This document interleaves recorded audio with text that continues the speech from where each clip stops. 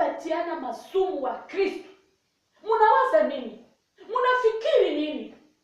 Munajiona nini? Kwa nini mumelogwa? Kwa nini mumekuwa katika kiwango hiki? Juu ya kitu fulani unapenda uinuliwe, soif de posséder, soif de pouvoir. Ile ndio inatesa watu. Ni kama ile fasi yake. Yeye asiinuliwe, acha mie tu, selfie, mimi myself, moi.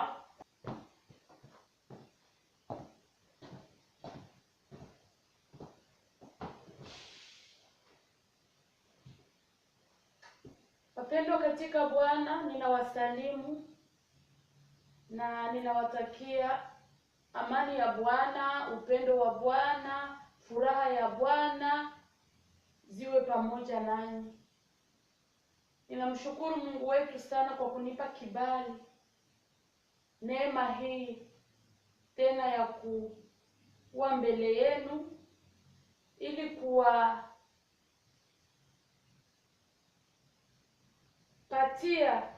ili kugawanya yale ambayo Bwana ameyatia moyoni mwangu tangu muda kabisa wa kutosha. Tangu muda wa kutosha, neno ambalo liko linanitumika sana tena sana kwa wakati huu. Ni neno kuhusu upendo.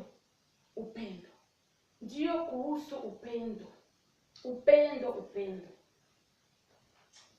Hapa nina kikwembe hiki, nguo hii ambayo nimepewa na Mama Rebeka wa Mikenge Itombwe.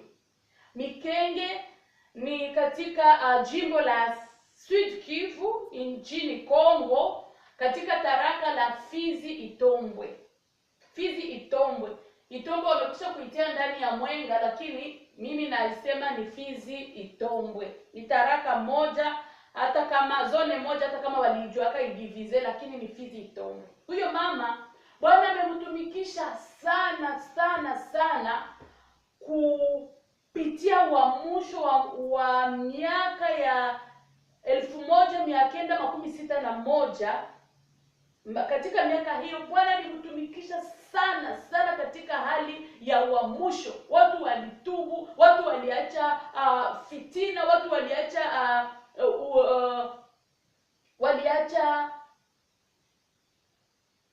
waliacha matengano, watu waliacha ubaguzi, watu waliacha, manake ilikuwa kabisa lushi. Watu waliacha lushi, ndio nilikuwa natafuta kusema. Lushi ile maki matengano, kusema huyu ni wa huku, huyu ni wa huku, ni wa kabila fulani, huyu ni wa mklan fulani, anatoka kubashi fulani, anatoka kubashi fulani, huyu anatoka kubashi Mwenda, anatoka kubashi Mkinji, huyu anatoka kubashi Ombo, bashi Munyaka, bashi nani.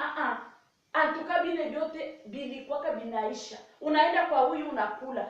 Mtoto wako anaweza enda kwa huyu anakula. Wewe mama unaweza binaweza fika, bilikuwa binafika. Huyu mama analikia anachoka safari, anachoka kabisa, anashindwa hata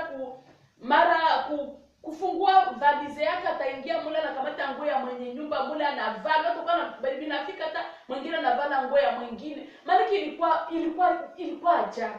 Miujiza ilikuwa ikifanyika, maajabu ilikuwa ikifanyika. Ilikuwa ajabu. Sasa huyu mama amekomaa sasa, lakini angalia anafanya huduma, anaombeana, anafanya kabisa kazi ya Mungu hapo Mikenge. Na mara tukiwa na mikutano ya Ubembe Conference, huyo mama mara alikuwa anashiriki. Kwa siku hizi njoo hafiki. Sasa alikuwa kana hiki kwembe, akanipa hiki kwembe, akaniambia, mama, mitamba, mahali pote utakapoenda, mahali pote utakapohubiri injili, onesha watu picha ya hii nguo. Hii nguo kuna design, kuna picha, kuna mapicha. Hizi picha unaona mwanzo lakini hauoni mwisho. Ni hapa inaingia humu, hii inaingia humu, hii inaingia humu, hii inaingia humu, haina mwisho, zinakamatana mpaka kikwembe yote. Mpaka kikwembe yote. Akaniambia uambie wa Kristo upendo. Upendo haina mwanzo, haina mwisho. Upendo haina mwanzo, haina mwisho. Wajivike upendo. Wajivike upendo. Wapendwa, tunajua ya kuwa pasipo upendo, kama mtu hana upendo, mtu hamjui Mungu. Ajapoingia kanisani, ajapohubiri, ajapoimba, ajapotoa, ajapofanya makuu, ajapotoa unabii, bila upendo hamjui Mungu. Mungu ni pendo. Akaonyesha upendo wake bila interest. Akatupenda tu. Sasa na mwenye anapenda ndugu anayemuona, huyo anampenda Mungu. Sababu mara tunasema tunampenda Mungu tusiyemuona, na tunachukia jirani zetu, tunachukia ndugu zetu. Neno la Bwana hili katika kitabu cha Wakorinto wa kwanza sura 13 inasema kuhusu upendo. Upendo tunajua habari zake tangu tuko watoto. Neno upendo inasemewa tangu zamani. Tangu zamani katika makanisa, upendo kabisa, tunda la Roho. Upendo katika tunda la Roho, upendo. Mungu ni pendo, alipenda wote. Mungu ni pendo, anatupenda. Neno hili natafuta tulisome. Tutaanza mstari wa kwanza mpaka tutaishia kwa 8. Lakini nyumbani tunaweza tukatafakari zaidi, tuisome yote, itatusaidia sana. Baadaye tutarukia mstari wa 13. Wakorinto wa kwanza 13 1 mpaka 8, kisha tutafanya ile Wakorinto wa kwanza 13 mstari wa 13. Tusome kwa jina la Yesu Kristo. Nijaposema kwa lugha za wanadamu na za malaika, kama sina upendo, nimekuwa shaba iliayo na upatu uvumao.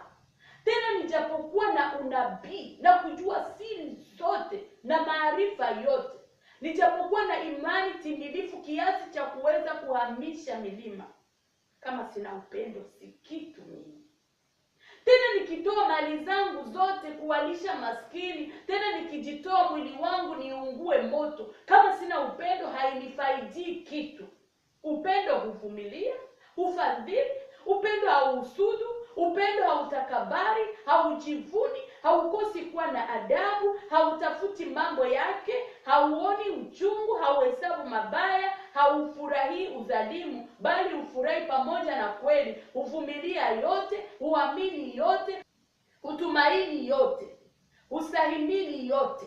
Upendo haupungui neno wakati wowote, bali ukiwapo unabii utabadilika, zikiwapo lugha zitakoma, yakiwapo maarifa yatabadilika,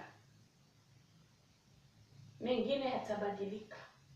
Kisha haya ya 13 inatuambia nini? Basi sasa inadumu imani, tumaini, upendo, haya matatu. Na katika hayo lililo kuu ni upendo. Upendo, tunda la Roho. Upendo. Hii upendo ambayo inatuambia ufanyie mwenzenu lile ambalo unataka wengine wakufanyie. Kile kenye usipenda bakufanyie, usikifanyie mwingine. Kile kenye unaweza penda bakufanyie, njoo ufanyie mwingine. Upendo unajitia nafasi ya mwingine. Upendo unasamehe. Upendo unakuwa na huruma. Upendo hauhesabu mabaya. Sasa neno la Bwana linatuambia hapo juu, nijaposema kwa lugha za malaika, za wanadamu, nijapotoa unabii, unabii ni tuko tunasikia kila siku, na zaidi katika nchi zetu za Kiafrika, unabii. Kama sina upendo, mimi si kitu. Nijapoimba, nijapohubiri, nijapotoa mwili wangu hata waunguze moto wa ndugu, mkamate mwili yangu mwichome, kumbe mtu anaweza fikia kiwango hiko na hana upendo. Yesu tusaidie. Nijapotoa mali yangu yote, manyumba zangu zote, vitu vyote vyenye niko navyo, mkamate mpatie maskini, na kumbe sina upendo. Kumbe ninaweza fikia kiwango ya vile. Upendo. Upendo. Ufadhili. Upendo unasamehe. Upendo hauchungi rancune. Upendo unavumilia yote. Upendo. Upendo. Sasa neno ambalo liko moyoni mwangu zaidi, na ni neno ambalo linahuzunikisha, ni neno la huzuni la kutisha. Wakristo ambao tunatarajia kwenda mbinguni, Wakristo ambao tunaingia kila siku ya Inga wala siku ya Mungu ndani ya makanisa, na kila siku tunamwambia Mungu, tunaita jina la Bwana, tunalitaja jina la Bwana, mara tunahubiri watu, tunaomba, tunaimba, na kumbe ndani yetu tumeoza, kumbe ndani yetu tumejaa chuki, tumejaa fitina, unafiki. Hili neno ni kwetu Wakristo. Mpendwa kwako wewe ambaye unafanya mambo katika unafiki, katika kujificha, unawaza Mungu akuone, uko naficha watu, uko naficha appearance. Ule ni mtumishi wa Mungu, ule dada, ule mama, ule baba, ule kaka anamuogopa Mungu, anamtii Mungu, na uko mnafiki. Ujue ya kwa Mungu uko nakuona, na unajisumbua, maana unajisumbua mwenyewe. Ndio uko unafurahi sababu unatesa wengine, unafurahi sababu unaonea wengine, lakini ujue kuna siku moja, niko natafuta kusema kwa wapendo ambao wako wanaua watu ndani ya makanisa, hii fleo, hii kitu kichafu ambacho kinaingia ndani ya kanisa, hii pepo chafu ambayo inashambulia Wakristo, hii kuuana, kupatiana masumu, hii kupatiana masumu wa Kristo. Mnawaza nini? Mnafikiri nini? Mnajiona nini? Kwa nini mmelogwa? Kwa nini mmekuwa katika kiwango hiki? Juu ya kitu fulani unapenda uinuliwe, soif de posséder, soif de pouvoir. Ile ndio inatesa watu. Ni kama ile fasi yake, yeye asiinuliwe, acha mie tu, selfie, mimi myself, moi, ma famille, ma petite parcelle, ile parcelle yangu ya kidogo, mimi na nyumba yangu, bengine Na kama unatafuta kusema sio, unaona wengine ni ya unafiki, kusudi bakuone, kusudi bakujue, lakini haviko muwei. Neno leo ni kwako mpendwa. Hiyo masumu mulishajua, hiyo matekniki ya kupana masumu mulishajua, mastrategia ya kupana masumu mulishajua.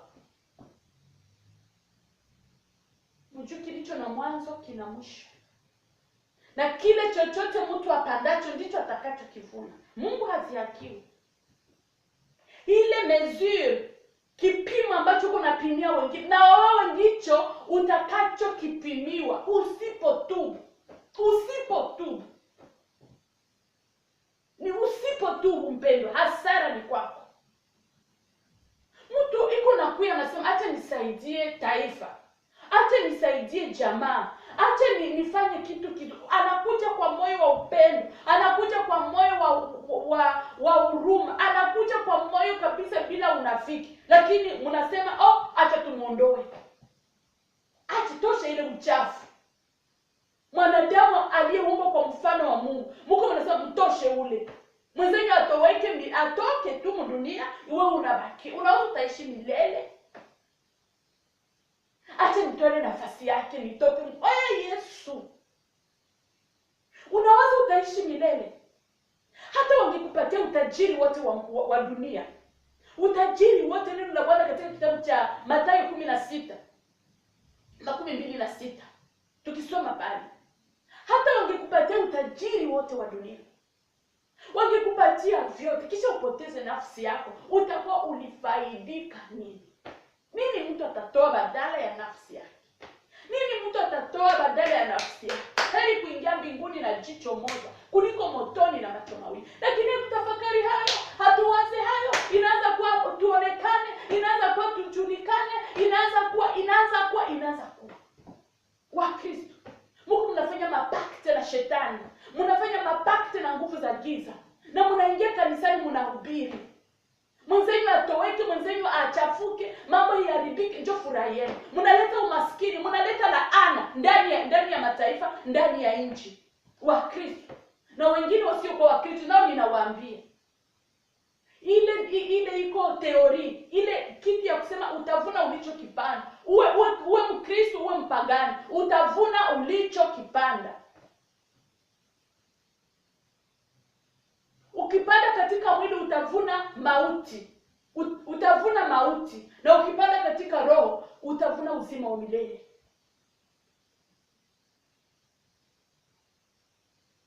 Ni mambo ya kusikitisha. Timotheo wa pili sura 3 mstari wa 1 mpaka wa 5. Inatuambia lakini ufahamu ya kwa siku za mwisho itakuwa siku za hatari. Wapendwa, msome pale mtaona. Watu watakuwa wenye kujipenda wenyewe, egoista. Wenye kupenda fedha. Ile ndio tusiseme ni ya fedha. Ni ukwe na manyumba, nionekane, nikuwe na magari ya ajabu, niende wapi, nisafiri mahali na mahali. Waongo, wawizi, wenye chuki, wenye fitina, wenye wivu, juu ya wivu, fitina, kutosheka. Katika kitabu cha Zaburi 50 ninawazia hivyo. Neno la Bwana linasema, una nini wewe? Una nini wewe kutia jina langu katika kinywa chako? Una nini wewe? Uko unahubiri kwa nini? Uko unasema neno la Mungu kwa nini? Unataja jina la Yesu kwa nini? Na hutaki kuacha njia zako mbaya na kuishi maisha ya unafiki. Una nini wewe? Neno la Bwana linatuambia tufanye angalisho. Tufanye angalisho. Hii Zaburi 50 mstari wake wa 16 tukishuka. Bali mtu asiye haki. 50:16 tukishuka. Bali mtu asiye haki Mungu amwambia, una nini wewe kuitangaza sheria yangu na kuliweka agano langu kinywani mwako? Maana wewe umechukia maonyo na kuyatupa maneno yangu nyuma yako. Ulipomwona mwivi ulikuwa radhi naye, ukashirikiana na wazinzi. Umekiachia kinywa chako kinene mabaya na ulimi wako watunga hila. Umekaa na kumsengenya ndugu yako na mwana wa mama yako umemsingizia. Ndivyo ulivyofanya, nami nikanyamaza. Ukadhani ya kuwa mimi ni kama wewe, walakini nitakukemea. Nitayapanga hayo mbele ya macho yako. Yafahamuni hayo ninyi mnaomsahau Mungu, nisije nikawararueni, asipatikane mwenye kuwaponya. Tunasahau ya kuwa Mungu ni mwenye wivu. Tunasahau ya kuwa Mungu ni mwenye wivu kabisa. Tunasahau ya kuwa Mungu ni moto ulao. Tunacheza. Mungu aonaki tena, Mungu apigake tena, Mungu afanyake tena hivi, Mungu hivi na hivi. Ashakuwa mpole kweli. Anasema nifanya hayo, akanyamaza. Ukawaza yeye ni kama wewe, lakini atakukemea. Ufanye angalisho asije akakurarua. Simba wa kabila la Yuda, simba wa kabila la Yuda, asije akakurarua na asipatikane mtu wa kukusaidia. Mtumishi wa Bwana akasema ya kuwa, mtumishi wa Bwana akasema afadhali kuanguka mikono ya mwanadamu, sababu Mungu anaweza kukuokoa. Lakini ukianguka mikono ya Mungu, nani atakuokoa? Hapa natuambia asipatikane, ufanye angalisho, asikurarue, maana asipatikane mtu wa kukusaidia. Nani atakuokoa mikono ya Mungu? Sababu yeye ndiye Alfa na Omega. Mungu aturumie. Mungu atusaidie sana.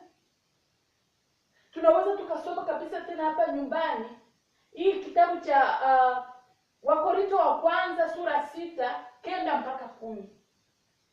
Tutaona watu wanaotenda mambo kama hayo.